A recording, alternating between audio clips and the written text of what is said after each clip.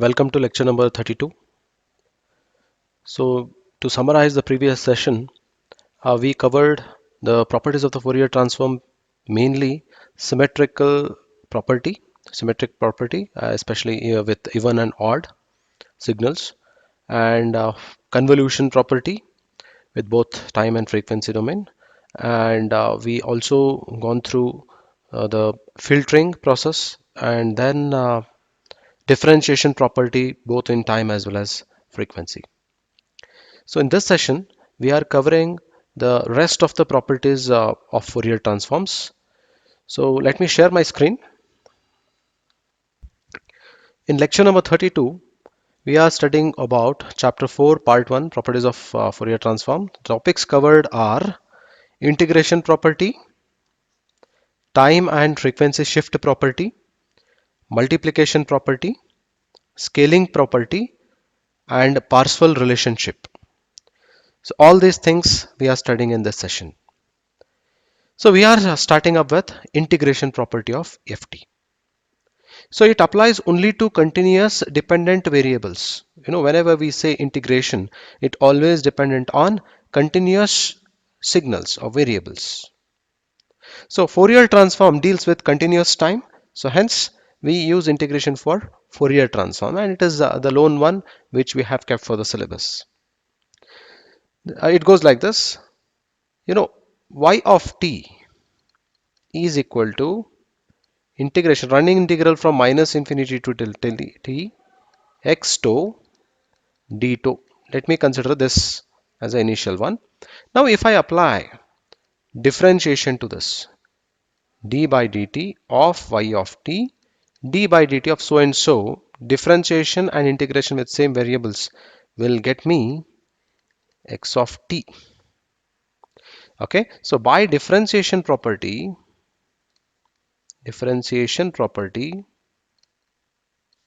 which we have studied in the previous session, we know that d by dt of y of t, if we take its Fourier transform, we get it as jw multiplied by y of j omega. So we had considered x there, but here we are dealing with y as a variable. And when we supply x of t and if we take the Fourier transform of it, normally we write the pair in this manner. So x of j omega, we write it in this fashion. Now comparing these two things, so here x of t is nothing but differentiation with respect to time of y of t. So these two are same. When these two are same, these two can be or must be same. That's a rule of equatability. So hence what I do is, as d by dt of y of t is equal to x of t, hence I can write it as j omega. I write it as by comparing, I can write j omega y of j omega is equal to x of j omega.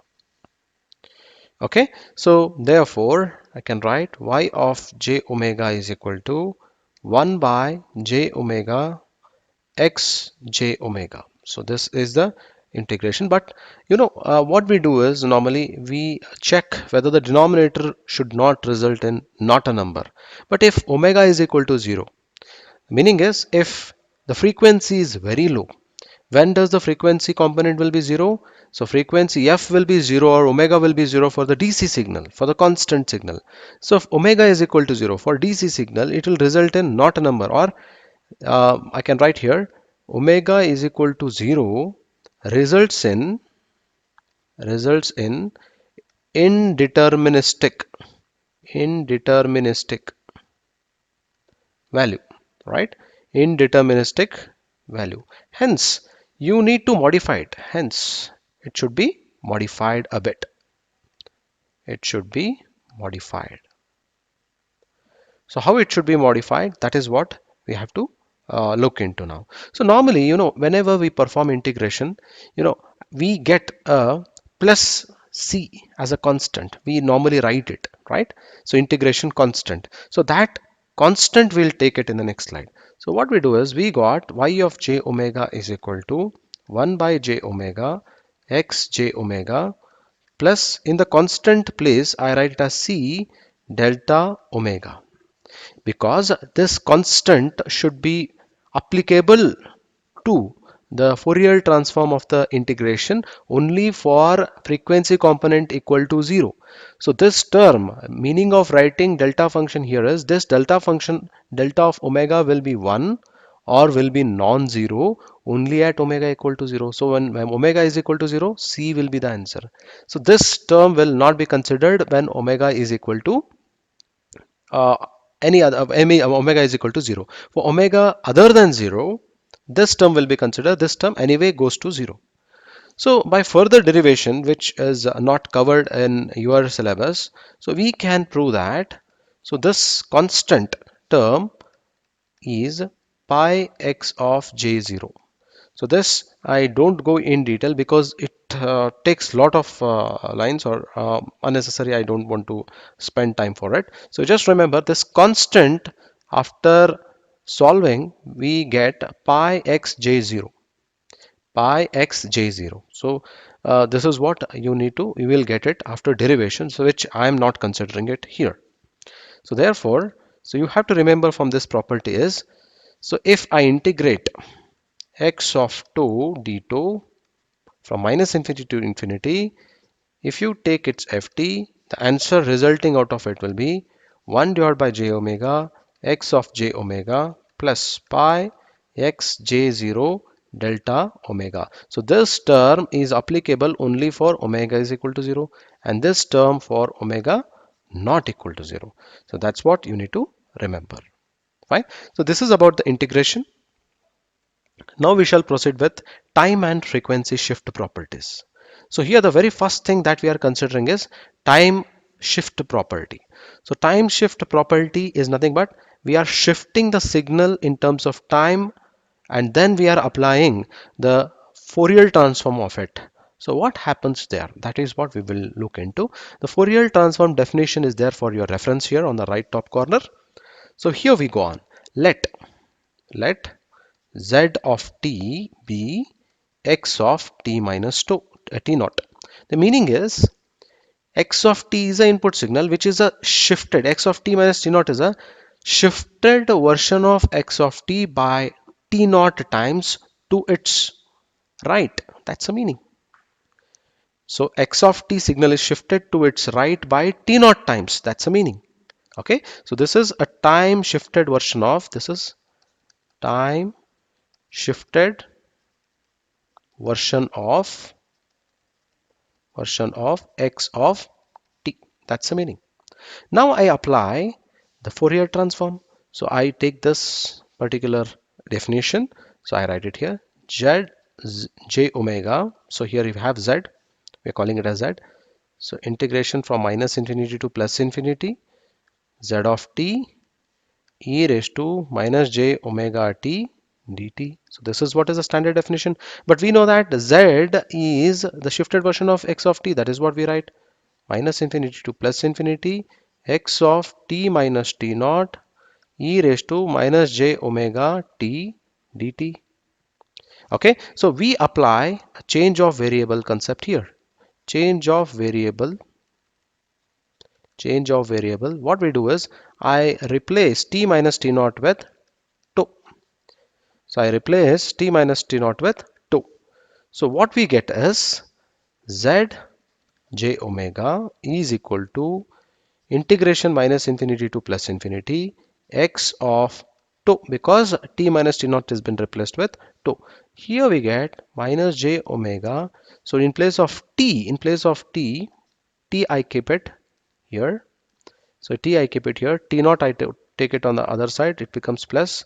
So in place of t, what I'm supposed to write? 2 plus t naught dt. So d2, sorry, d2. So if you apply differentiation here, d2 is equal to dt. This is a constant. Constant's differentiation is 0. So hence you get d2 is equal to dt. So I'm replacing d2 here. Now by making some changes, some adjustments here, what I do is it is integration with respect to 2. So hence t naught is a constant here. So e raised to minus j omega t naught, I'll take it outside. E raised to minus j omega t naught, I'll take it outside. So what is left? write it, x of 2, x of 2. So what is left in this? E raised to minus j omega 2 d2. This is what is left. So, and if you just check with a standard definition, just check here, integration minus infinity to plus infinity, x of t all 2, in place of t you have 2, e raised to minus j omega t, in place of t you have 2, dt, in place of t you have 2. So this will result in the frequency component x of j omega. So that's what I write, x of j omega, and you know that x of j omega is independent of the term t, so hence I write whether it is t or 2. So here I'll be writing x of j omega. So this is the value for z of j omega. Now if I am supposed to write the property pair, I write it in this fashion, x of t minus t naught is a time domain signal, and if I apply Fourier transform to it, I get it as e raised to minus j omega t naught. You just write exponential term with the t naught taking out, and then as good as just taking Fourier transform of x of t. That's it. So this is the property, time shift property, I can say. Okay. So next comes frequency shift property. In the same way the derivation goes, the same way, very same way.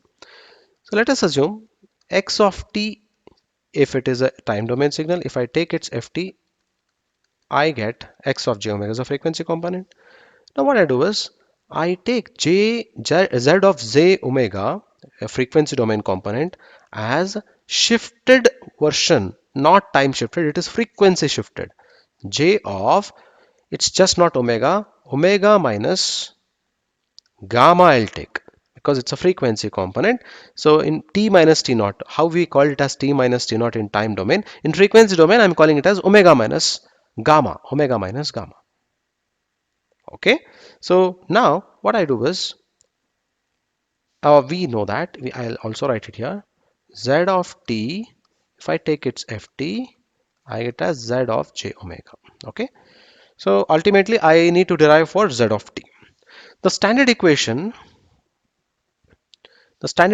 goes like this, z of t is equal to the first equation I'm taking now, because I'm going from reverse way. Okay, I'm finding time domain signal with frequency domain signal. So 1 by 2 pi integration minus infinity to plus infinity z of j omega, there you have x and here we have z of j omega, e raised to j omega t d omega. This is a standard equation. Okay, now here I make some changes, 1 by 2 pi minus infinity to plus infinity. Z of j omega means what I'm substituting, x j of omega minus gamma e raised to j omega t d omega. Now again here I apply the change of variable. So what I do is let omega minus gamma is equal to eta. This term I write it as eta, or else I can write, so what is the meaning of omega then? Omega is nothing but eta plus gamma. Okay, gamma or v, whatever you call. So you just, it's just a variable I'm taking for the consideration. Okay, so now this equation becomes z of t is equal to 1 by 2 pi integration minus infinity to plus infinity x of j omega minus gamma means it's eta, then e raised to j, in place of omega I need to write eta plus gamma. So t is there, t d omega, this is what we write. So now I just take out, see here it is eta, here it is eta. So what I do is, and here, so if I integrate it, if I differentiate it, so when I differentiate, so this is a, with respect to whatever I'm considering, gamma is a constant, so d omega is equal to d eta, so here it should be d eta. Okay, so d eta, so what I get is 1 by 2 pi, I take one second, I take e raised to j gamma outside, e raised to j gamma t outside. What is left? You just write it, 1 by 2 pi integration minus infinity to plus infinity, x of j eta. So here the left out thing is j eta t d eta. So this is what you get. So this is equal to e raised to j gamma t into x of t. So this is z of t. So why gamma is constant? Because it's a constant term for which you are shifting. You are shifting that much amount of time you are shifting. That's why, like t naught it is. So then hence I have to take it out. So frequency shift property and time shift property agrees a duality property. So in the same manner, the same terms, exponential terms comes out. So if I want to write ft pair for it, I can write it as e raised to j gamma t x of t would result in, if I take its ft, it will result in the shifted frequency shifted signal at the frequency domain. Okay, frequency shifted. So exponential terms will be coming out. Similarly in time shift property, so again exponential term comes out at the frequency domain signal. So quite simple. Okay, so this is a frequency shift property. Now we shall proceed with multiplication property. So here you should remember the properties and we should know how to derive it. Okay, so multiplication property, what I do is I consider let x of t and z of t are non-periodic signal, because ft is applied for non-periodic signal, non-periodic. Okay, so my aim is to find out if I multiply these two time domain signal and if I take its ft, what do I get at the frequency domain? This is my intention. So x of t is already here. I write it here. X of t is equal to 1 by 2 pi integration minus infinity to plus infinity x of j omega e raised to j omega t d omega. This is x of t. Similarly, if I ask you to write z of t, this is equal to 1 by 2 pi integration minus infinity to plus infinity z, capital Z, j omega e raised to j omega t dt. So these two are to be multiplied now. So the product I call it as y of t. Let me call the product as y of t. So product of term I'll take now. Y of t is equal to, if I multiply these two things, 1 by 2 pi whole square. So multiplied these two things. Double integration, because one integration coming from this and one integration coming from this. Double integration x of, so here one change I'll make, because both, so the frequency component becomes same. So hence a minute change I make it here, just here. In place of omega, I change it. So here also, rather than omega, I'll take some other term. So that in order to keep it clear. So here I call it as gamma, d gamma. Okay. So here I'll take it as eta, eta, eta, eta. Okay. So now I multiply. So what I get is x of j gamma z of j eta e raised to j gamma plus eta t d eta and d gamma. So this is what is a multiplication. It looks big, but what I'm doing is, what happens if I multiply the time domain signal and if I take its Fourier transform, what happens at the output? So that is what we are finding. Now we perform some change of variable. Perform change of variable. So what variables we change is very important. So what I'm doing here is I substitute this omega as eta plus gamma. So eta plus gamma, I'll substitute it as omega. Okay. So if I do this, here also I need to reflect the change. What I do is I'll prefer any one of this. Let me prefer eta now. So eta becomes what? Eta becomes, if I'll keep it at it, gamma I'll take it on the other side, omega minus gamma. Right? So now therefore y of t is equal to 1 by 2 pi whole square double integration we get x of j gamma, because we have preferred eta to be replaced, z j, so eta should be replaced with omega minus gamma, okay, e raised to j, gamma plus eta means omega t. Then here in place of eta, because eta I have preferred, so this as it is d omega d gamma. So eta is been replaced, change of variable is done. Now I rearrange it. So rearranging is very important. If I rearrange, you will have the answer in front of you. Just here how I rearrange. Y of t is equal to 1 by 2 pi, I write it here. One more 1 by 2 pi, I'll write it later. One integration, I'll write it here. The other integration, I'll write it here. In the bracket, the other 1 by 2 pi, took it inside. The other integration, one more integration, I took it here.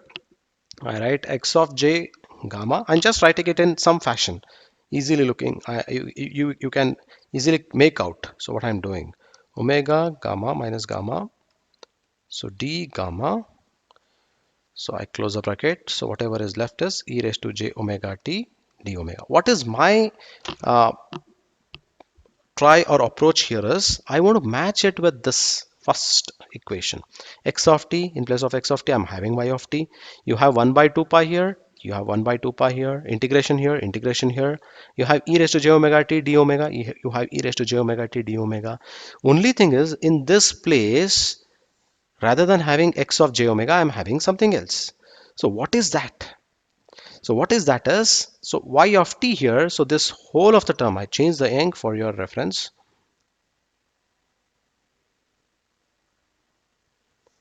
So this whole term, if you look, I replace it with y of j omega. Now it will match with the original signal. Now you can tell, what is this y of j omega? Y of j omega is whole of these things. Now whole of these things, if I want to write, 1 by 2 pi I write. Now look at this. It will resemble some standard equation. What is that? Integration x of j gamma z of j omega minus gamma d gamma. So it's as good as x of t h of t minus tau d tau. It's a convolution. It's a convolution integral. So convolution integral formula it is. So if I want to write it in terms of symbolic representation, I would write it as, it's a convolution between x of j omega and z of j omega. It is as good as writing in this fashion. Okay, so hence this equation I write it as y of j omega is equal to 1 by 2 pi x of j omega convolved with z of j omega. So this we get when we apply the FT pair in this fashion. So here y of t is equal to x of t multiplied with z of t. When you multiply in this fashion, what happens in the frequency domain in the Fourier transform? You will get y of j omega. Y of j omega means what? It is 1 by 2 pi x of j omega convolved with z of j omega. So is it not a duality property? So if you convolve in the time domain signal, in the frequency domain it becomes multiplication. That is what we learned in convolution property. In multiplication property, what we did, we multiplied in the time domain. So if you convert it to Fourier domain, so there it is becoming convolution. Both are agreeing duality factor or duality property. Okay, so this is very important. In time domain and in frequency domain, see, if you multiply, so here it becomes convolution. If you convolve here it becomes multiplication. That's a difference. So that's what you need to remember. That's the conclusion drawn from convolution property as well as multiplication property. This we looked into while studying about convolution property. This we studied while looking into multiplication property. We are just focusing on the signal that we are applying for time domain. So on that basis, we keep the heading of the property. Okay, so this is multiplication property. Now scaling property. Scaling property and Parseval's relationship. So those two properties are left in this section. So first, let x of t is a non-periodic signal or a periodic signal. Okay, so we are applying it to only ft. Fine. So z of t is equal to x of at. So I'm scaling it by a. I'm scaling it by a. So we apply Fourier transform to it. Let us see what happens. Z of j omega is equal to, look at the standard definition. So here you have standard definition, integration, not x here, it is z of t e raised to minus j omega t dt. So now I supply the considered value. Z of t means what? X of at e raised to minus j omega t dt. So change of variable will result in tau should be replaced with at. So d tau is equal to a into dt. So dt is nothing but d tau by a. So d tau by a we get. So that 1 by a I'll take it outside. So 1 by a I'll write it. Integration minus infinity to plus infinity. So in place of x at I write just tau because that arrangements we are making here. E raised to minus j omega. So t should be replaced with tau by a. So that a I'll write it here. I write it as tau. So d tau. So here I want you to be very careful. So here what I do is I take it in two forms. From minus infinity to 0 if I integrate by considering for a less than 0. Okay, because it is dependent on a how we integrate. Okay, so z of j omega can be written in two ways. So it will be 1 by a. If a is greater than 0, if a is greater than 0, it can be written as 0 to infinity. So 0 to infinity, it is again same thing, x of tau e raised to minus j omega by a tau d tau. Only thing is the integration limits are changed. By combining, we can write it as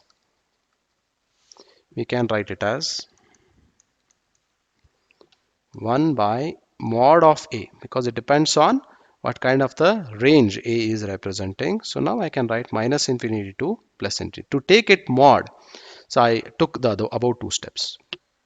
X of tau e raised to minus j omega by a tau, so d tau. So this is for any range of a value.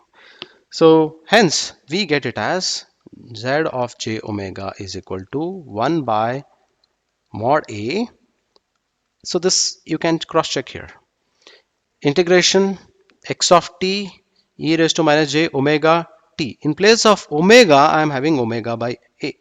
So rather than writing j omega, I write j omega by a. So this is the ft when your time domain signal is scaled by the factor a. So when your time domain signal is scaled by a factor a, so here what happens in the frequency domain is, here a amplitude term will be multiplied by 1 by mod a, and your frequency is scaled by omega by a. So this is what you get. So this is about scaling faculty of property. So if you want me to write the pair, I write it in this manner. X of at is a time domain signal. If I want to write its ft pair, I would write it as 1 by mod of a multiplied by x of j omega by a. So this is the ft pair. So this is about scaling property. Now the last property of this section, Parseval's relationship. Very important one. Very important one. Please concentrate. So what Parseval relationship tells is, it states that the energy and power signal, we have studied it in the chapter 1. The energy and power in time domain representation of signal is equal to the energy or power in the frequency domain representation. Means we have learned law of energy conservation, right? So what does law of energy conservation states? Energy neither be created nor be destroyed, but it can only be converted, right? So here the same thing applies. So energy, if I compute power, or energy if I compute at the time domain representation, it will equate to the frequency domain representation if I compute its energy or power. So that's what the relationship drawn by the Parseval. So hence the Fourier also obeyed this Parseval relationship, hence it was accepted, because Fourier representation, what it does is it will state that energy and power are conserved in Fourier representation. So it will agree the Parseval relationship, hence it is considered. Okay, so now I want you to just bring in front of you some basics before we proceed. So here we want to take the FT. So we are considering FT. FT is applied for a non-periodic signal and a continuous signal. So the energy computation of non-periodic continuous time signal is, to apply FT, energy is applied, energy is computed. The energy in a continuous time signal and a non-periodic signal,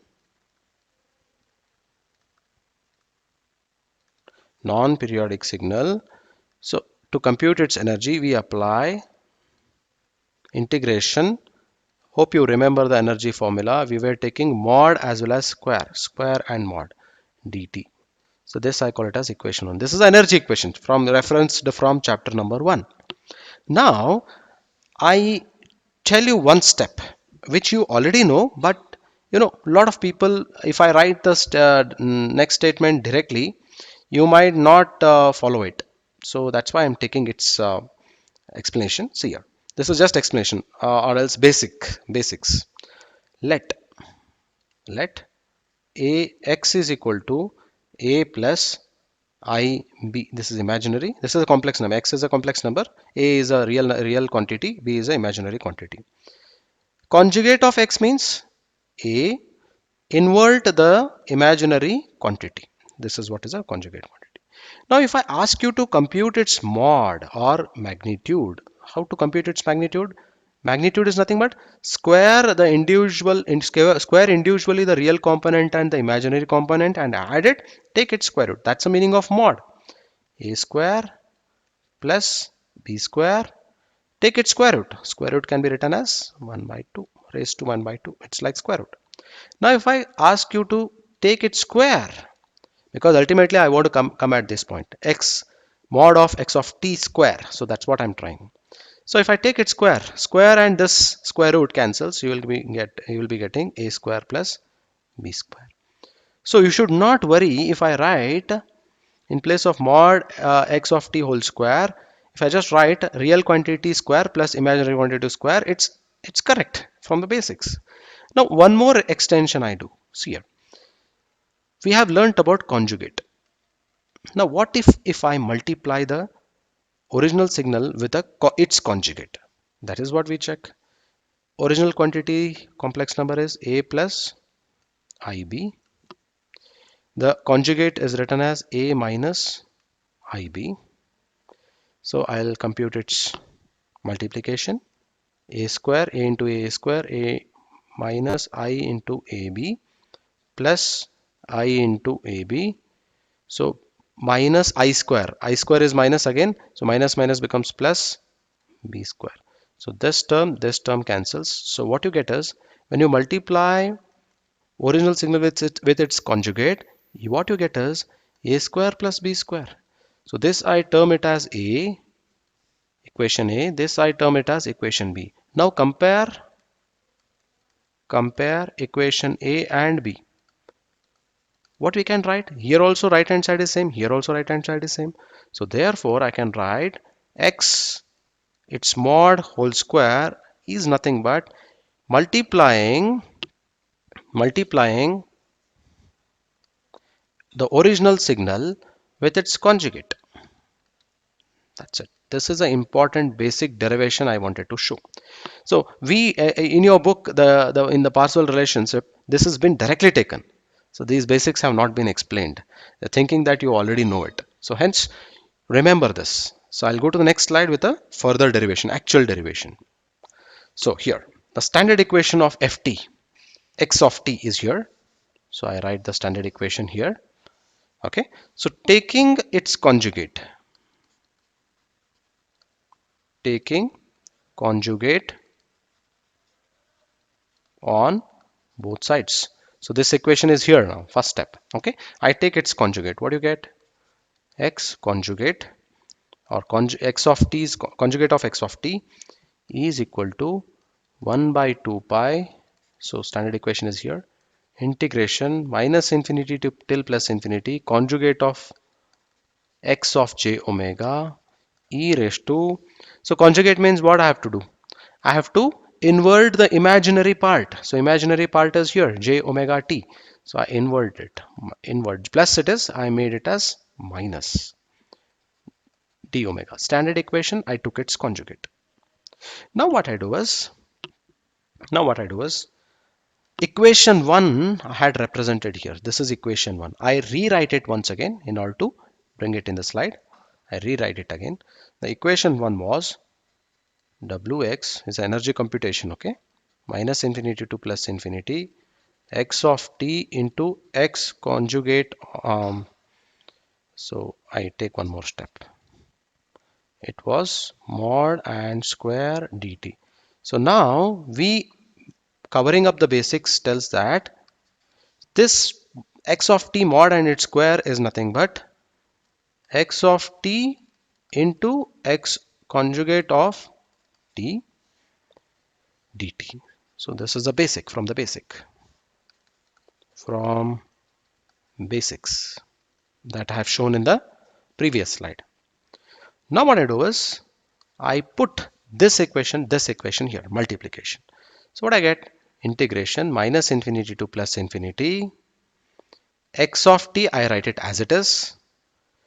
Okay, so this dt, I write it as it is. This conjugate, whatever I am having, the value for conjugate here, I put it in this equation. So x conjugate of t means what? 1 by 2 pi integration minus infinity to plus infinity conjugate of x j omega e raised to minus j omega t d omega. So this term I took it here. Now interchanging the order of integration. What I do is I interchange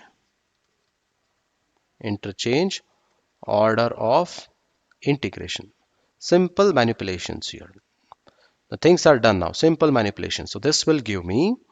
So what I do here is this 1 by 2 I take it outside. Okay, so this integration minus infinity till plus infinity x conjugate j omega, I'll take it outside. Okay, so what is left? Write it. So this integration minus infinity to plus infinity x of t, so e raised to minus j omega t. Okay, and then this dt I write it, and this d omega I treat it outside. Why I did like this? Because this resembles the standard equation. You just check here. What the standard equations tells? Integration x of t raised to minus j omega t dt. Same thing is here. It's nothing but capital H j omega. That is what I write now. So Wx is energy computation, which is equal to integration minus infinity to plus infinity conjugate x of j omega. This is x of j omega d omega. That's it. Okay, and therefore when you multiply conjugate and its conjugate it with itself, like conjugate into its original signal, you will get 1 by 2 pi minus infinity till plus infinity x of j omega mod and its square. So this is what we have studied from the basics, like how I wrote here, the same manner I wrote it here. This was the Wx. So energy in time domain as well as energy in the frequency domain will match. So that's the Parseval relationship. I write it here. So we conclude that integration from minus infinity to plus infinity mod of x of t whole square dt is equal to 1 by 2 pi integration from minus infinity to plus infinity x of j omega mod whole square d omega. This is the Parseval relationship. So this is Parseval's relationship. Parseval relationship or theorem or property. So we can call it in any way. Okay. So with this, we are concluding today's lecture. So in the next lecture, we are considering the last topic of the chapter number 4, part 1, that is finding inverse Fourier transform by using partial fraction expansion, and we will take one or two problems on the properties. So already we have taken in this section. If any problems are there, I'll take it in the next session.